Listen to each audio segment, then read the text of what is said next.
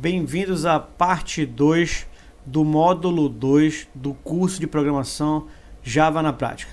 Nós iremos ver agora os tipos de dados existentes no Java. Esses tipos de dados eles vão representar os atributos do objeto. São eles: Boolean. O Boolean ele é um tipo de dado que armazena um valor lógico true ou false. True verdadeiro, false false. Detalhe, não se pode converter um valor lógico em outro tipo de dado. Daqui a pouco a gente vai falar sobre casting de tipos primitivos e você vai ver que isso não pode ocorrer. Bom, continuando. Byte compreende valores de menos 28 a 127. Muito usado para economizar espaço em disco, é uma informação muito pequena. Short compreende valores de menos 32.768 a 32.767, já é um valor bem maior. Int, inteiro, suporta números de 32 bits. Esse tipo de dado ele é padrão para operações com números inteiros em Java. A gente vai usar demais esse int. Até utilizamos aí no nosso exemplo da aula anterior. Long suporta número de 64 bits.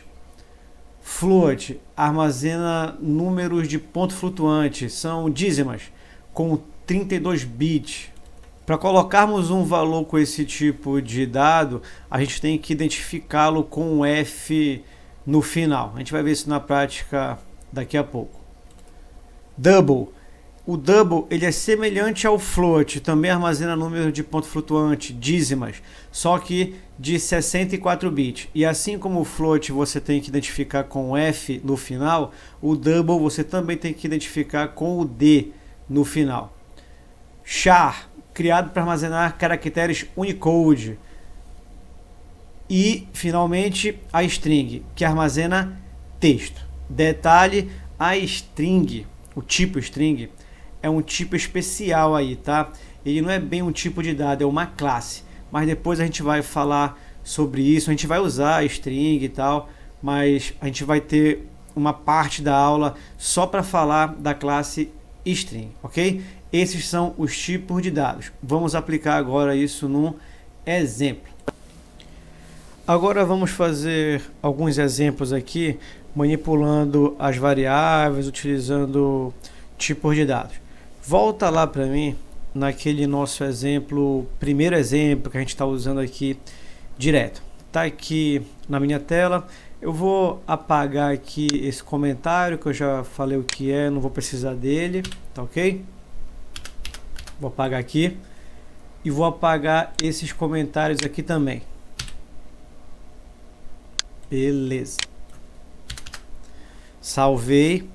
E agora vamos falar um pouco de variáveis e tipos de dados.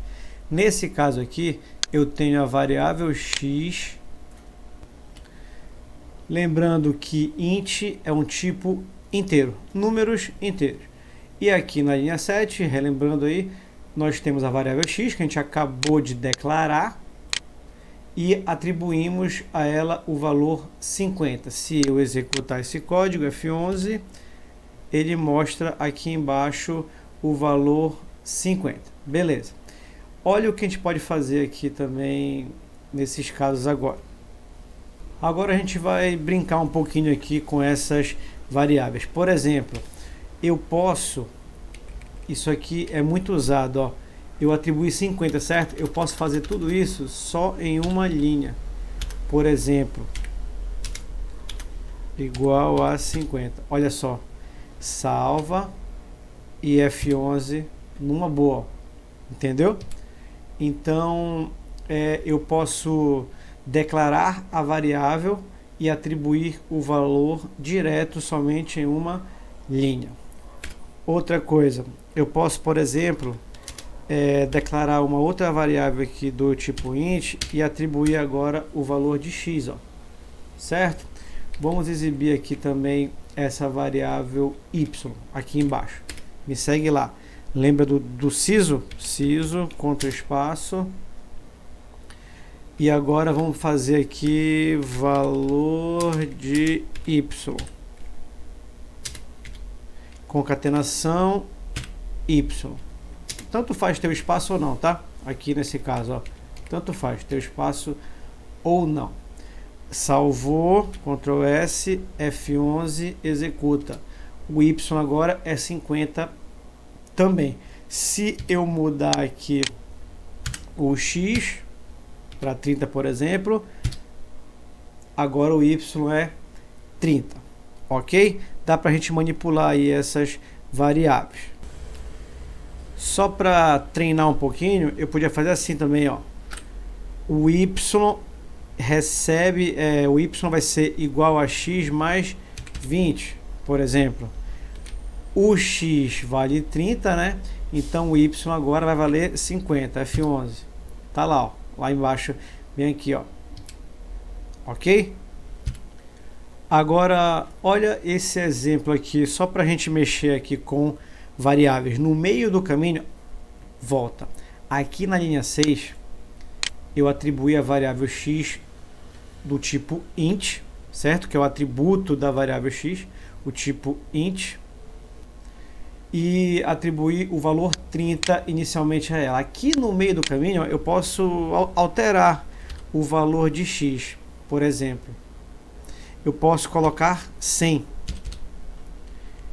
Antes, x valia 30. Agora, x vai valer 100. F11. Tá aqui, ó. E agora, o valor de x vale 100. E posso fazer isso também com o y. Por exemplo, y agora vai valer 200. Um exemplo. Ponto e vírgula, né? Tem que terminar o código com ponto e vírgula. F11.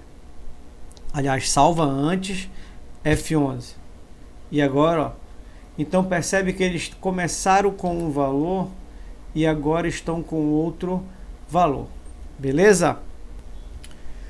Vamos falar agora de uma novidade. Olha só isso aqui. Olha o que eu vou fazer. Eu vou apagar aqui esse valor. Dar um Enter só para ficar mais visual. E olha só o que eu vou fazer. Vou usar aqui o x e vou atribuí-lo. Vai ser assim, ó. X igual a x mais, vou botar 40. Um exemplo. Nesse caso, o x começa valendo 30, né? E agora ele vai valer 30 mais 40, que vai ser 70. Eu vou dar F11 e tá aqui, ó. X 70, ok? Eu vou fazer essa mesma coisa aqui, ó. Essa mesma coisa aqui vai ser escrita de outro jeito. Como? Dá uma olhada lá. X 30, 40. Tá aqui, ó. Eu vou separar só para ficar mais visual, tá? Pessoal, sabe como é que a gente lê isso aqui? Eu vou até botar como comentário aqui, ó. Vai ser lido assim, ó. X recebe x mais 40. Então, é a mesma... Recebe. É a mesma coisa, tá? X recebe x mais 40, que vai dar 70. Ok? Eu vou apagar essa linha aqui, ó. Essa primeira. Salvar. E vou dar F11. Pronto, ó. É o mesmo valor. Prossegue. Deu para entender? Então se liga nessa notação aqui, ó. Esse mais e esse igual. Significa x recebe x mais e o valor que você quer. Ok? Feito isso, vamos fazer o contrário agora. Vai ser assim agora, ó. X menos igual 40. Quanto é que o x está valendo? No momento, tá aqui, ó, 70. Eu tô tirando os 40 agora, ó. Vai ser o seguinte, vai ser lido assim, ó. X recebe x menos 40. Que vai dar quanto? 30, que é o valor anterior. Ok? Bora ver funcionando. F11. Tá aqui, ó. O X recebeu 30 agora. Então esse cara aqui, X recebe X mais... Esse cara... Pera aí. Esse cara aqui. X recebe X mais 40. Esse cara aqui agora. X recebe X menos 40. Deu para entender? Acho que ficou claro, né? Agora nós vamos ver os operadores de incremento e decremento. Eu vou apagar aqui, tá? Só para a gente continuar usando esse exemplo. Olha só o que eu vou fazer agora, ó. X mais mais.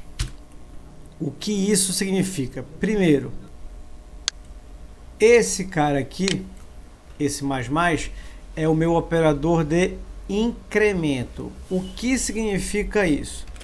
Pessoal, eu vou até botar aqui, ó.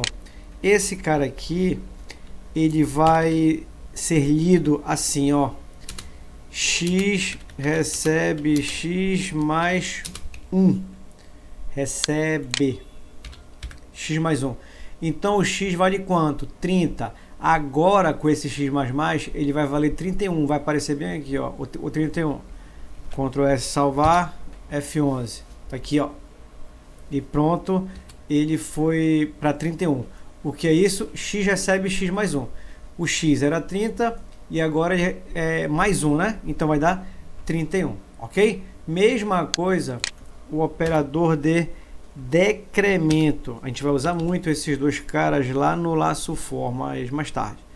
O operador de decremento, que já dá para entender, né? Como é que vai ser lido. X recebe X menos 1. Que vai dar quanto agora? Bem aqui nessa linha, o X está valendo quanto? 31, né? Então agora aqui ele volta a valer 30.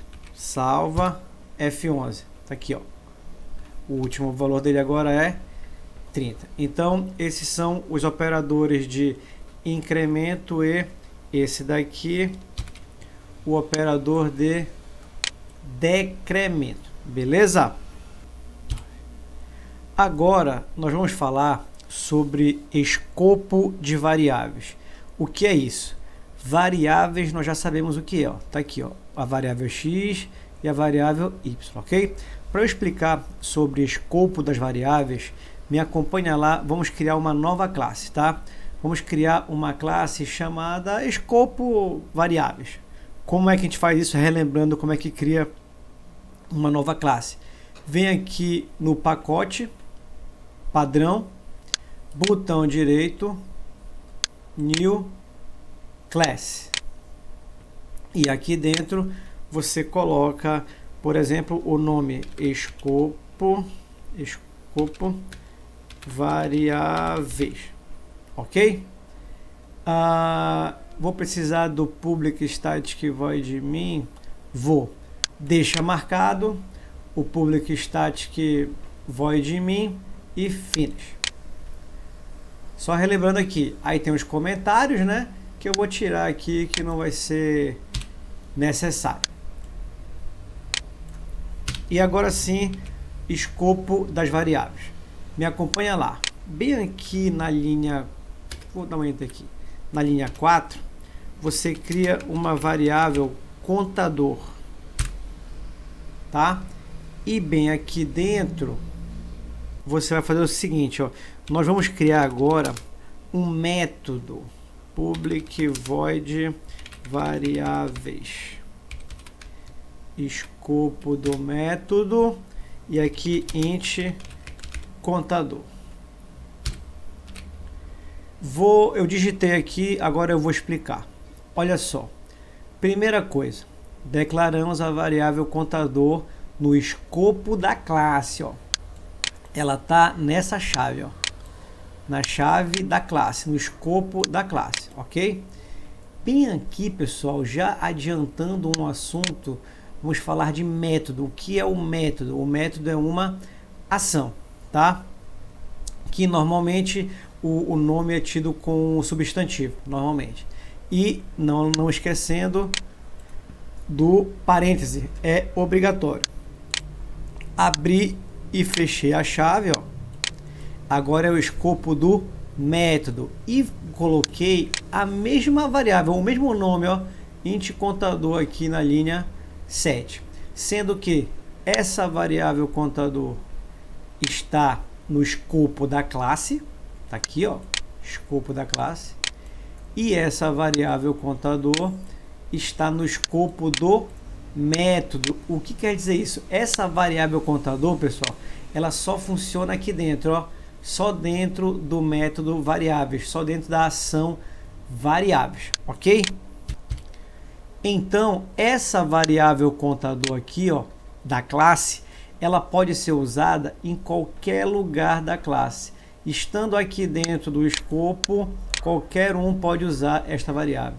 Esta variável aqui, ó, contador do método, só funciona aqui dentro do escopo do método, não funciona fora dele. Então, voltando, nós estamos falando de escopo de variáveis. Essa variável contador ela funciona no escopo da classe, todo mundo que estiver dentro da classe pode usar, e esta variável contador aqui só funciona no escopo do método. Quem estiver fora desse método não vai poder utilizar, ok?